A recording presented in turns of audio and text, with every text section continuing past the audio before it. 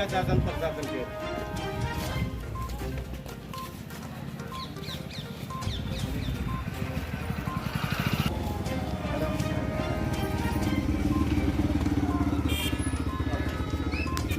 अंदर चलो, एंट्री करने के टाइम में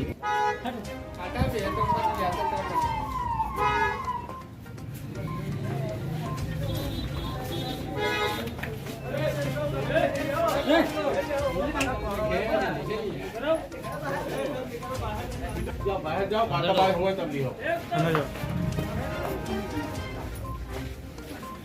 उजेला उजेला जलाई दे। अंदर से दिखा दीजिए पूरा। आप ये देख सकते हैं, ये जो सीआरपीएफ के जवान हैं, ये इनका रूम है जहाँ पर ये रुक करके कभी पढ़ाई किया करते थे। इनके बचपन की यादें यहाँ से जुड़ी हुई हैं। संघर्ष, किस संघर्ष से ये आज कामयाबी के शिखर पहुँचे हैं। जैसा कि आप देख सकते हैं, जहाँ चाहे वहाँ रहा है। जो सामने आपको मैप दिख रहे हैं, ये मैप भी भारत माता के हैं। और आज जो ज्वाइनिंग किए हैं, जो नौकरी पाए हैं, वो भी भारत माता की सेवा करने के लिए पाए हैं। क्या स्थिति रही होगी इनके घर की, इसका अंदाज़ा जमीन से देख करके लग सकता है। जो इनकी पुरानी मकान की दीवारें हैं और ये 7-8 फीट के ऊपर स्लैब पड़ी हुई है, इससे अंदाज़ा लगता है कि माता भी नहीं है, पिता भी नहीं है। स्वयं खाना, स्वयं नहाना, स्वयं बनाना, एक छोटी सी चारपाई और एक इनकी पुरानी साइकिल।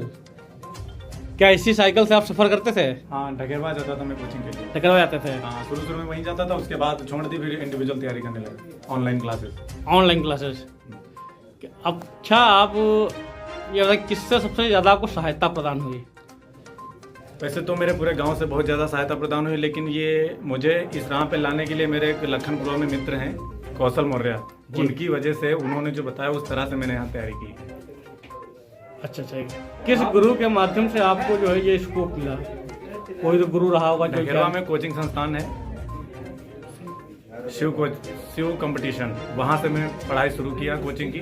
वहाँ हमारे संजय मौर्य सर और अमित सर, उन्हीं दोनों लोगों से मैंने तैयारी करना शुरू किया था। फिर ज़्यादा ये धूप ज़्यादा होने लगी थी, साइकिल से आना जाना ज़्यादा दूर हो जाता था, तो मैंने वहाँ छोड़ दिया, फिर ऑनलाइन पढ़ाई करा। बेसिक एजुकेशन आपने क्या गांव से शुरू की है या? बेसिक एजुकेशन मैंने गांव से ही शुरू की है, ढकेरवा से। किस क्लास तक गांव में आपने एजुकेशन ली? लिए लगभग यहाँ तो 12th तक लिया है, फिर कोचिंग में वहाँ जाता था ढकेरवा। कोचिंग ढकेरवा।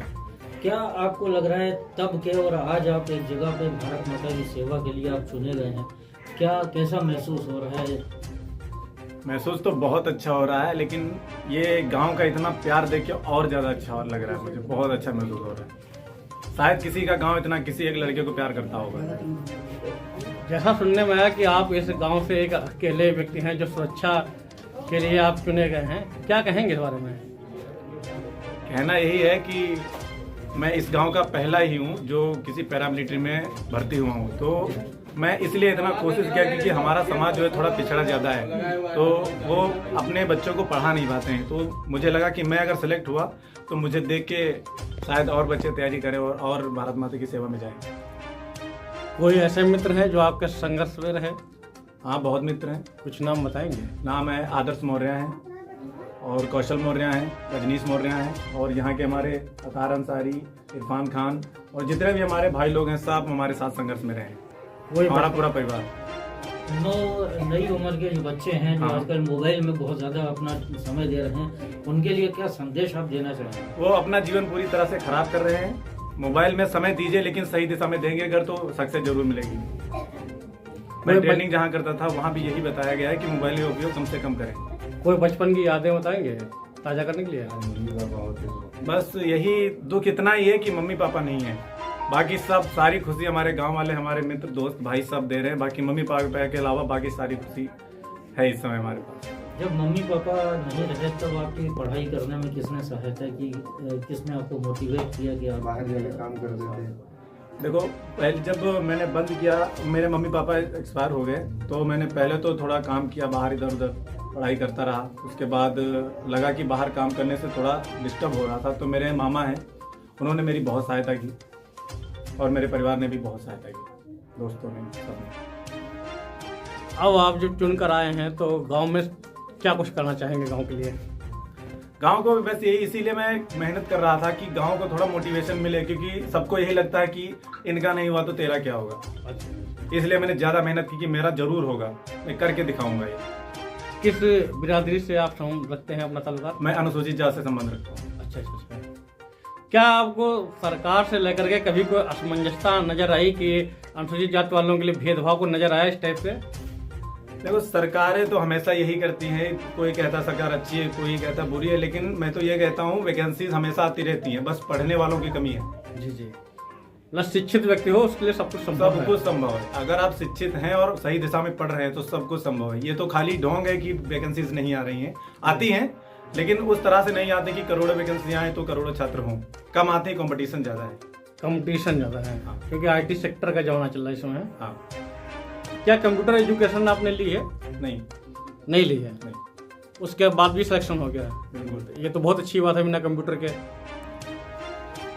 और कुछ कहना चाहेंगे? बस इतना ही कहना चाहूंगा कि पढ़िए और आगे बढ़िए। जय हिंद।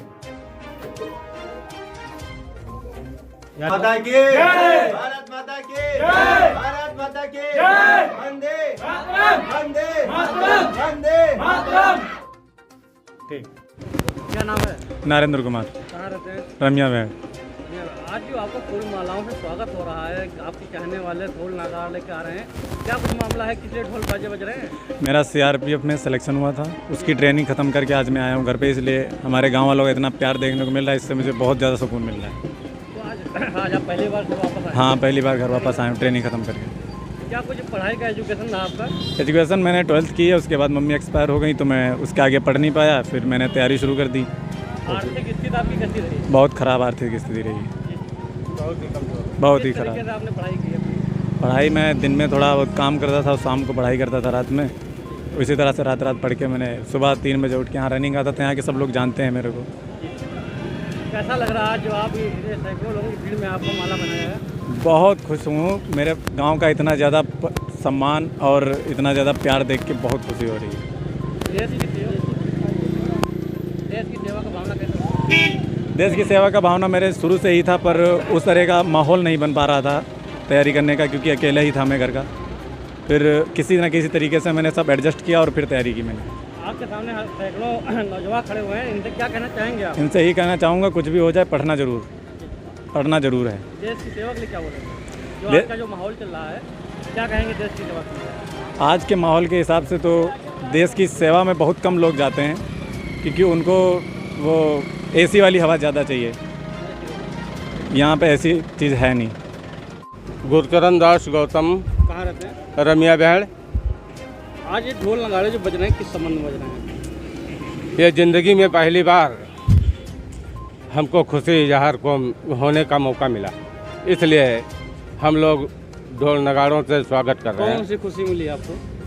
मेरे बच्चे का सिलेक्शन हो गया और हम लोग इतने गरीब तबके के हैं कि लेखपाल या टीचर किसी विभाग में हम नहीं जा सकते। अच्छा। सरकार ने यही एक पोस्ट खाली रखी गरीबों के लिए कि जहाँ गोली खानी है वहाँ गरीब का बेटा। किसी मंत्री के बेटे को इस ओहदे पर जाते देखा है आपने? बताएंगे नहीं। क्योंकि उनको चाहे 50 लाख पड़े तो वो अच्छी पोस्टिंग ऐसी कमरों में बैठने वाली सिलेक्शन पे जाते हैं।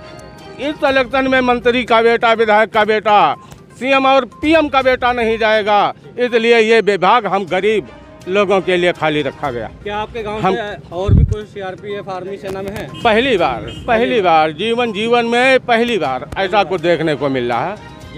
क्या नाम आपका है? शमशेर खान। कैसा लग रहा है आपके गांव का? बहुत खुशी है, बहुत खुशी है। पहली बार ऐसा कोई व्यक्त हुआ है, हमको बहुत खुशी है। जी। क्या नाम? मेरा नाम इरफान खान है और मेरा क्लासमेट है। हमको इतनी खुशी हुई, जीवन में इतनी खुशी नहीं हुई है। और इतनी मेहनत ये करता था। जो लोग कहते हैं कि किस्मत का खेल है, मैं नहीं मानता ये सब। किस्मत इसकी 95% मेहनत है, 5% किस्मत होगी।